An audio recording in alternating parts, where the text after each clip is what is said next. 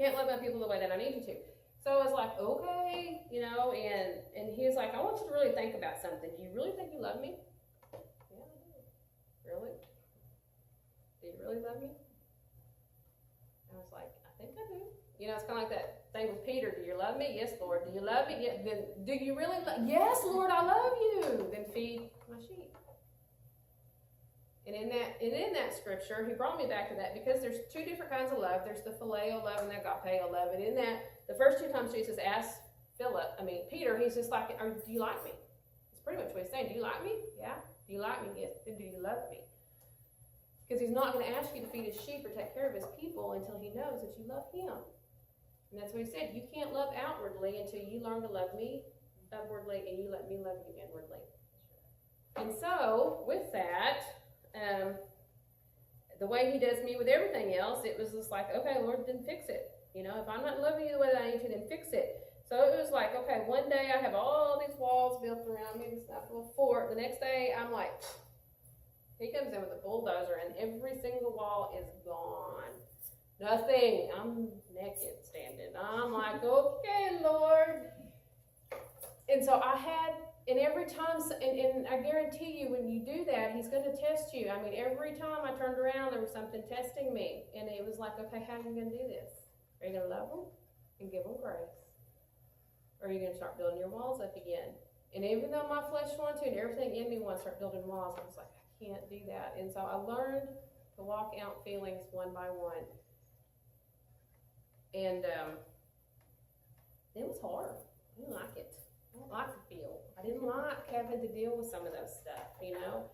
And so I realized really quick that no, I didn't love him, and I didn't probably love anybody else around me either the way that I should be, you know. It was a different feeling. It was a different desire. It was a different, I'm loving you because I have to. I'm loving you because you're here. I'm loving you because God said I do. But I'm not loving you because I want to. I'm not loving you because I choose to. I'm not loving you because it's the thing I'm supposed to do. It wasn't a feeling. It was all up here. I'm doing it because of this. This is telling me that I have to, but I'm not doing it from here. I'm not doing it from my heart. And so that's what I'm trying to do. That's what I'm trying to put out there. That's what I'm trying to love people from my heart. But it was the grace that God put inside of me to say, you know what, I love you, and let me do this. And so I surrendered everything I had to him, and I'm like, okay, then let's do this. It can't possibly hurt too bad. And so here I am, a year and a half later, and I feel like I've made it through the biggest part of it. And I feel like if I tell somebody I love them, I really know that I mean it. And if I tell him I love him, I know that I mean it. Because my focus has totally changed. I don't care if I stay single, I really don't. If this is what God's called me to, is to live this life out, I'm good with that. You know, do I get lonely? Yeah. Do I wish somebody was there? Yeah. Do I wish that all my friends weren't married? Yes.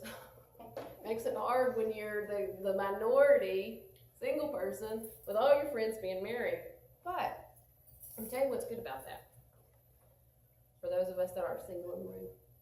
The good thing about that is you get to learn how to do it when you do get married. I'm telling you, I've got probably 30 or 40 married couples, and I see all the ups and downs. I see what works, I see what doesn't work. I see what works for them, what it doesn't.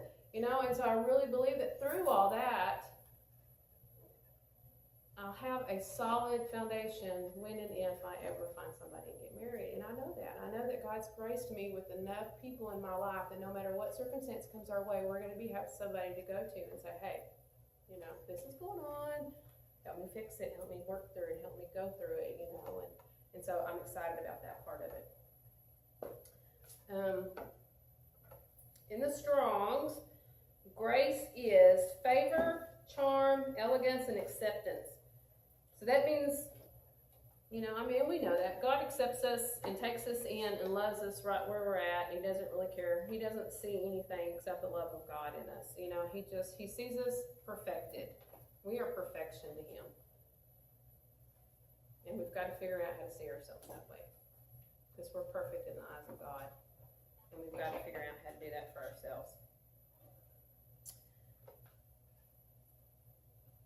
And so my biggest prayer through all this is that not only do you learn how to see yourself through God's eyes, but you learn how to see others through the eyes of God. I mean, because it really doesn't matter what we look like. Sometimes it doesn't matter what we feel like. Sometimes it doesn't matter. I mean, we can hate ourselves from the inner core of our being, but we are still called to love others. And I really believe that it's in the serving of others, and it's in the being with others and doing for others and not thinking of ourselves and being out there and not focusing on everything that's going wrong in our own lives, that one day you'll turn around and you'll look and you'll be like, it's been fixed. It's not there anymore. And you won't even recognize that something's changed because God just did it for you. You know? And He's good that way. He's a good, good God. I really want you to encourage your husbands to come. I know it's hard. I know that you know, it's hard when you have kids. It's hard when you're going through all that stuff. It's hard when they probably tell you no. Roy asked me if it was just for women. I was like, well, they mentioned it at church, so probably not.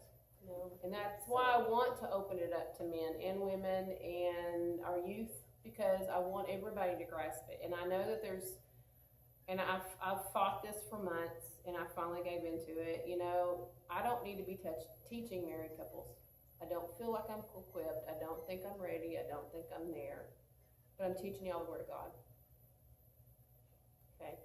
And I'm not teaching on marriage. I'm not going to teaching. And there are things that I think God's going to show me through the course of this study that as men and women that we need to do. As women, we need to respect our husbands. And as men, they need to love their wives. And I think there's some teachings on that are going to come through this study. Because I think we've all done it wrong. You know, I think the way that we look at some things, I think the way that we do some things, I think the way that we are, and it's not that some of us probably just didn't know any better. I know there's some things that God showed me that I was like, I didn't know that I wasn't supposed to do that. I didn't know that I wasn't supposed to say that. You know, I didn't know that wasn't my place.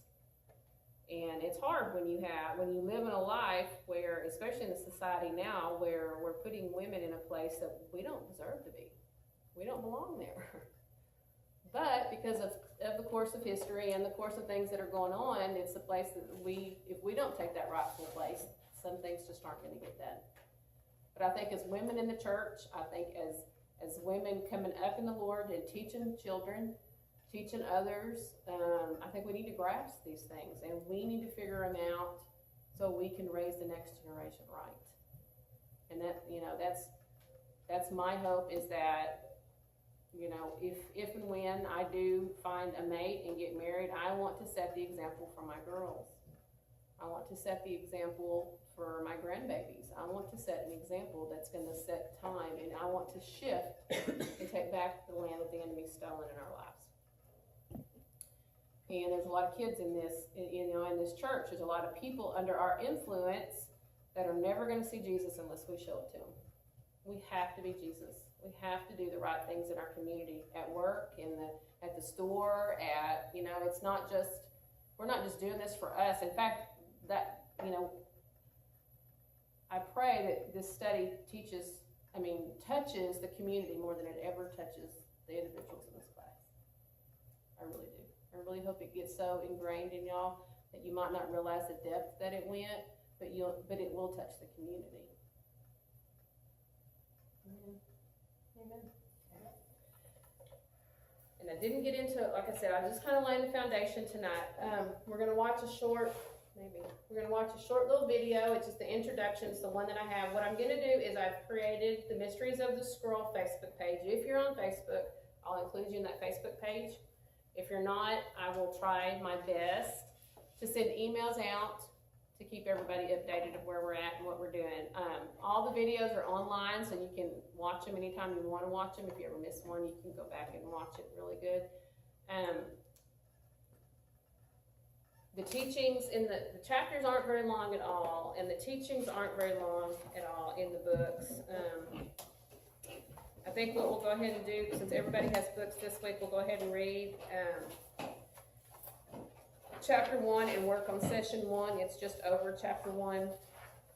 And just answer the questions to the best of your ability, answer them as truthfully as you can possibly answer them, just like with any other discussion. We'll go through them, we'll talk about them. You know, we're not gonna talk about every single question. There's gonna be things that I'm sure God will lay on my heart that we need to bring out and talk about. And so we won't discuss every single question, but still answer every question, because there's a reason why he asked them. And there's something in them that's probably something in you that you need to deal with and think about, and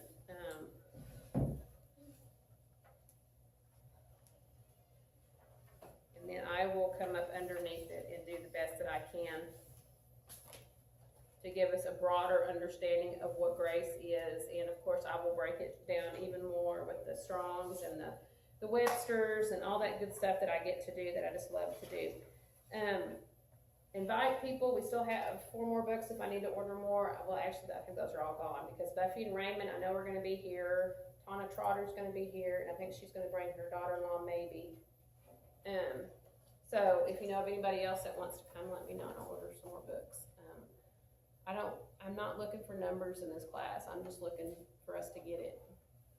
You know, I just want the people here that are supposed to be here. I want the people here that are gonna take this and run with it and learn from it and use it to the best of their abilities. And